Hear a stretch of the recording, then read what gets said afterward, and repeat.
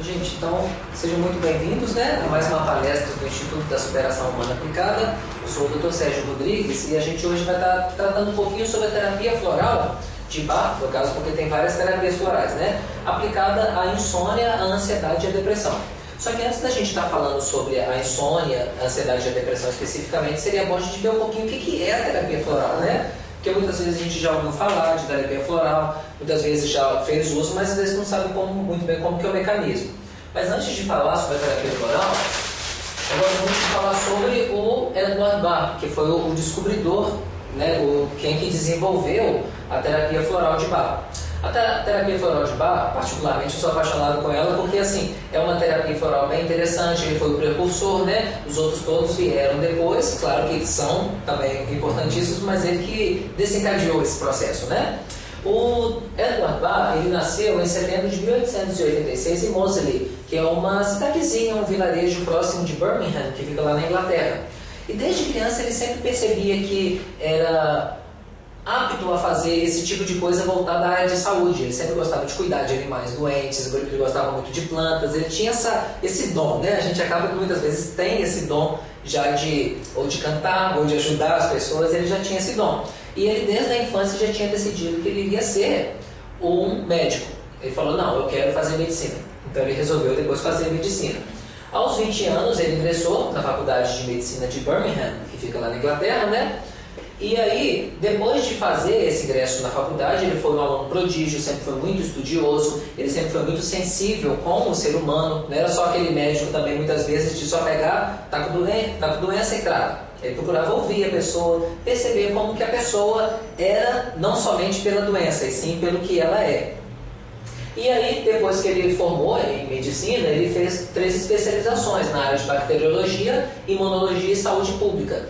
Ele sempre teve um interesse muito grande nesse funcionamento dos mecanismos das doenças, principalmente por fatores patológicos externos, né, que entravam na bacteriologia e na imunologia, e também na questão social. Ele percebia muito que ele gostava de perceber como que a sociedade influenciava determinadas doenças. Como existia, né, a questão da peste bubônica, esse tipo de coisa. Então ele gostava dessa área. E assim que ele formou em medicina, ele resolveu mergulhar de cabeça na área da medicina.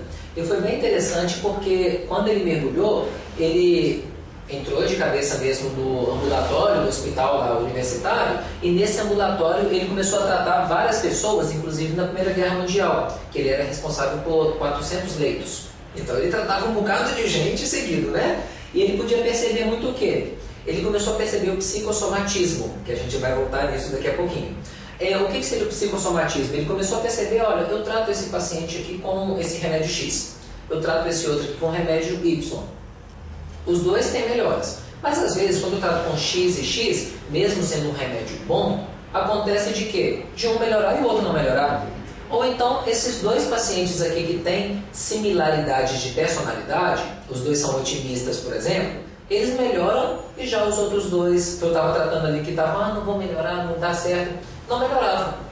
Coincidência ou não, ele começou a perceber essas diferenças. E começou a perceber, às vezes, que uma terapêutica funcionava e simplesmente não funcionava para outro paciente, assim como percebia também que uma determinada terapêutica que era fraca, que entre aspas não teria sucesso no tratamento, funcionava de maneira eficaz para outro paciente. Isso chamou muita atenção dele. Ele gostava de perceber que, o emocional da pessoa está influenciando nisso também. A personalidade, a conduta da pessoa está influenciando nisso também. E aí, depois que ele começou a mergulhar de cabeça e estudar bastante nisso, ele ficou praticamente 10 anos em cima dessa dedicação exclusiva mesmo só para o hospital universitário, lá de Birmingham. E nesse hospital universitário, ele começou a descobrir uma vacina muito boa para tratar doenças crônicas. E doenças que eram consideradas assim, né, terminais, como o câncer, como a artrose, às vezes que eram doenças que não tem como solucionar. Ele começou a perceber que essas vacinas surtiam um efeito muito interessante. E aí, o que ele resolveu fazer? Ele resolveu aprofundar nessa questão da vacina. Peraí, gente, às vezes tratar a pessoa não é tão interessante. Talvez o prevenir seja mais interessante do que tratar. E aí, em junho de 1917, ele desenvolveu um mal incurável Esse mal incurável ele ficou um pouco obscuro, porque algumas bibliografias falam que seria o câncer, algumas falam que seria a tuberculose. Falava-se que era um mal incurável na região do pulmão, então ficou uma coisa meio obscura de saber o que foi realmente esse mal incurável. Ele passou por uma cirurgia nessa época, mas mesmo depois da cirurgia, os médicos deram para ele 3 meses de vida. Falaram, olha, de 3 meses você não passa não. E aí ele resolveu, não, mas eu tenho um propósito de vida, eu quero descobrir essa vacina direito, como é que eu vou tratar as pessoas. Então ele saiu do hospital antes de receber alta, ele já largou o hospital, né? Já mergulhou no seu laboratório e não saiu de lá enquanto ele não aperfeiçoasse essa vacina. Ele continuou trabalhando em cima dessa vacina e tal, e, incrivelmente, alguns meses depois, quando foi ver, ele ainda estava vivo e estava completamente curado. E aí ele percebeu uma outra coisa bem interessante. Peraí, quando uma pessoa tem um propósito de vida, tem vamos dizer assim, um amor verdadeiro, tem uma missão, né? Quando a pessoa tem um foco, ela tem uma vontade de viver, ela acaba que descobre uma importância de continuar vivo. Então acaba assim que, não, eu tenho que me tratar por isso. E ele começou a perceber que o corpo tem essa função. Quando você tem essa função de direcionar ou canalizar a sua energia, ou a sua vontade, ou o que você quiser colocar o nome, né? Quando você tem essa missão de focar, você consegue muitas coisas que normalmente a gente não consegue no dia a dia. Entra de novo a personalidade, né? A maneira, a visão que a gente vê as coisas. E aí, em 1919, ou seja, 2 anos depois, sendo que era para ele ter morrido, né? Porque ele já estava curado, ele resolveu começar a trabalhar no Hospital Homeopático de Londres. Foi quando ele apaixonou pela homeopatia, porque a homeopatia costuma tratar a pessoa muito pelo que ela é e não tanto pela doença em si. A gente vai daqui a pouquinho abordar como funciona, né? Pega a raiz do problema, não necessariamente o que está causando. Eu gosto muito de falar às vezes com os meus pacientes, né? É meio complicado você está com dor de cabeça, toma um remédio para dor de cabeça, só que fica paliativo. Né? Porque é complicado você desligar o sinal lá do alarme de incêndio e não ver por que está disparando. Só vai tratar a dor, não vai olhar o que poderia às vezes estar por trás dessa dor que está realmente aparecendo e constantemente a mesma dor você está tomando remédio, não está adiantando, então tem alguma coisa a mais dentro disso, né? Aí ele começou a conhecer então a homeopatia dessa época, ele começou a trabalhar então com homeopatia e bacteriologia lá no Hospital de Londres. E nessa época ele começou a ter um auge profissional muito grande, tanto de médicos alopatas, o que é alopatia, né? A medicação comum, quanto dos médicos homeopatas. Então ele foi assim, um notório, um notório, né? Homeopata e bacteriologista da época, que começou a chamar muita atenção das pessoas em relação a isso. Estou correndo muito? Tá tranquilo? Não, tá ótimo. Ah, tá. Eu estou compreendendo, tá? É que eu sou muito empolgado com a homeopatia floral, então eu adoro assim, ter paixão, né?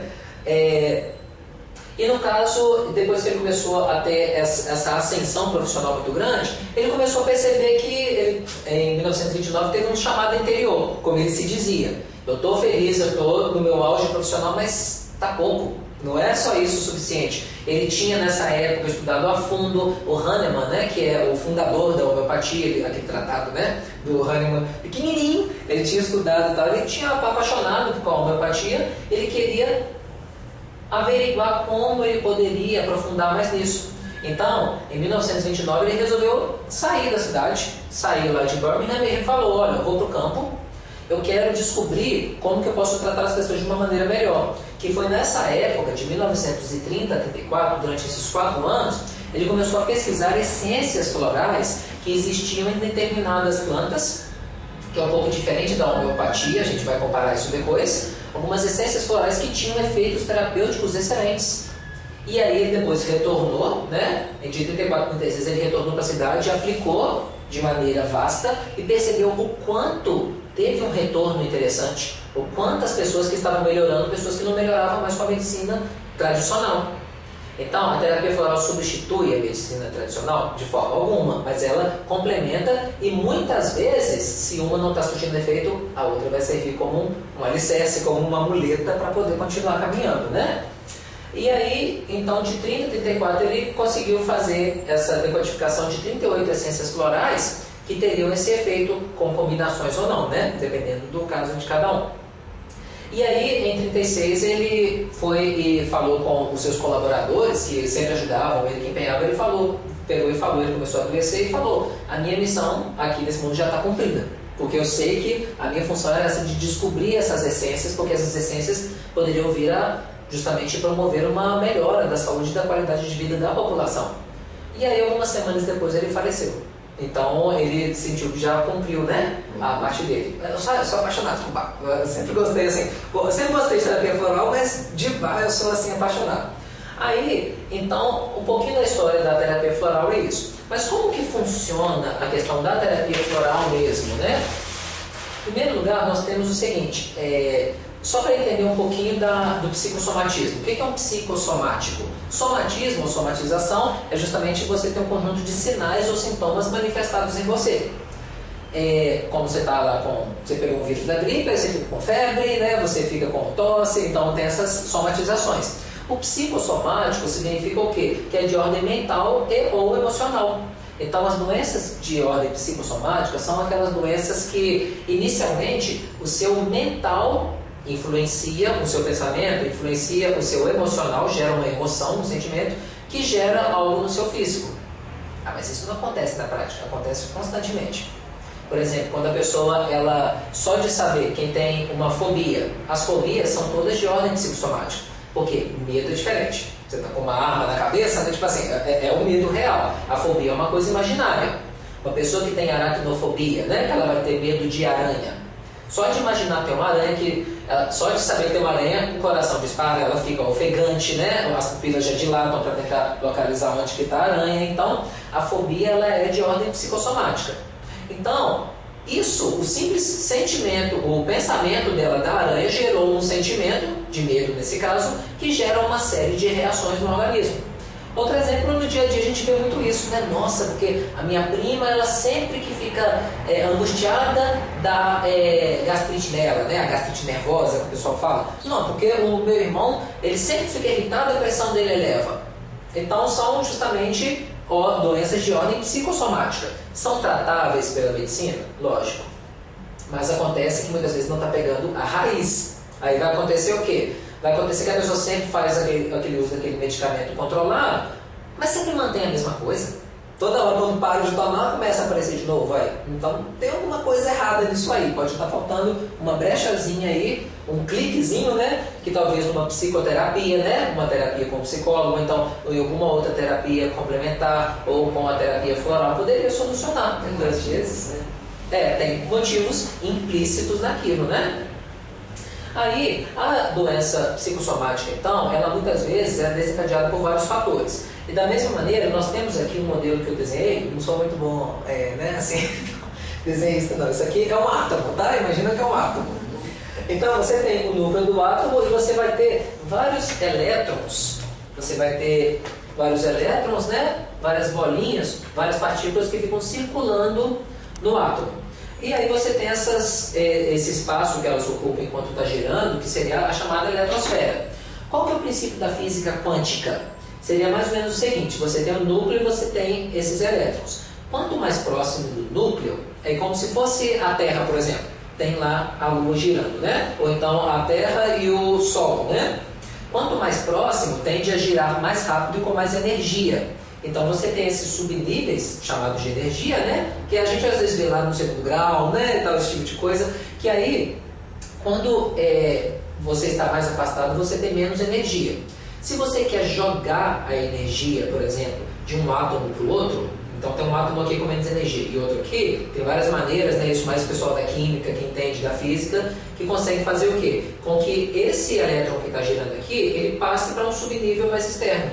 Esse pequeno salto que ele dá, se passou para o mais externo, ele ficou mais lento. Se ele ficou mais lento, ele teve liberação de energia. Essa pequena liberação de energia é chamada de fóton ou quantum. Daí que vem a física quântica, né? Aí, isso quer dizer o quê? Que quanto mais próximo, ele está mais concentrado com mais energia. Que dentro da medicina chinesa seria mais yang, por exemplo, e mais yin, com menos energia, se fosse na medicina chinesa, né? Você já ouviu falar da medicina chinesa? Então, você tem essa liberação dessa energia e essa liberação desencadeia algum processo. Tudo na vida, igual um cientista famoso fala, né? Nada na vida se perde ou se cria, tudo se transforma. Então, essa energia foi para algum lugar. essa energia, quando ela é dispersada para o ambiente, acontece alguma coisa. Assim como quando ela entra, acontece alguma outra coisa também. Quanto mais concentrada dentro da alopatia, quanto mais concentrada, ela é uma energia mais ativa ou de tonificação. Quanto mais dispersa, é uma energia mais passiva ou de sedação. Como que seria isso? Aqui eu coloquei como que é alopaticamente falando. Você está com dor de cabeça, vai tomar um Tilenol, né? Um paracetamol. Aí, você existe, então, aqui seria a sua promoção de saúde, tá? Então, aqui seria 100% saúde, né? De acordo com a doença. Aqui já seria a concentração da medicação. Quando você tem, por exemplo, tomou um paracetamol, né, de 500 miligramas, você vai ter o que para dor de cabeça? Uma melhora de 100%. Vai dar aquela melhorada na dor de cabeça, né? A gente toma dor de cabeça, toma logo uma aspirina, né? A gente costuma fazer isso. Se for uma concentração muito baixa, não vai ser suficiente. Vai acontecer o quê? Vai ter uma melhora praticamente nula ou então uma melhora mínima, como se assim, acho que melhorou um pouquinho a dor de cabeça. Então você tem um período chamado de período ótimo de concentração. Quando você ultrapassa esse período, você começa a ter uma queda também na sua promoção de saúde. Por quê? Porque como tem essa concentração, muita concentração de medicação, vai acontecer o quê? Vai ter uma melhora do efeito que você quer. Depois vai continuar tendo uma melhora do efeito que você quer, mas vão surgir os chamados efeitos colaterais. Por quê? Que aí você está tratando a sua dor de cabeça, mas está sobrecarregando o seu sistema nervoso, o seu sistema cardíaco, dependendo da medicação, né? Para isso eu já nasci alérgica à alopatia. Já nasceu alérgica à alopatia, né? Por aí. Então, assim, você já tem aquele pico de otimização, mas depois, assim, é igual a nota desandando o morro. Já começa a dar um probleminha, já começa a entrar no que a gente chama de zona patológica colateral. Assim como tem aqui a zona que a gente vai ver depois, fisiológica colateral, que é muito boa, que a gente vai ver daqui a pouquinho. Então, nessa zona patológica colateral, não é adequada por quê? Porque melhora a sua patologia, mas desencadeia outras patologias. Então, isso já não é interessante. Isso aqui seria, então, de acordo com a medicação alopática. Como que entraria a medicação homeopática? A grosso modo, ela entraria da seguinte maneira. Vamos pôr que a concentração aqui, vocês se lembram que a concentração estava menor aqui e cada vez maior, né? Na medicação homeopática, imagina que ao invés de ter 5 aqui, vai ter 0,5, 0,05. Então assim, 5 décimos, 5 centésimos, 5 milésimos, né? 3. Então, como se fosse cada vez menos da concentração. Se acontecesse isso, como que seria? Desculpa, Boa noite, tudo bem? Seja bem-vinda. Prazer, meu nome é Sérgio, tá? Como que seria essa concentração? Daniela, a gente só passou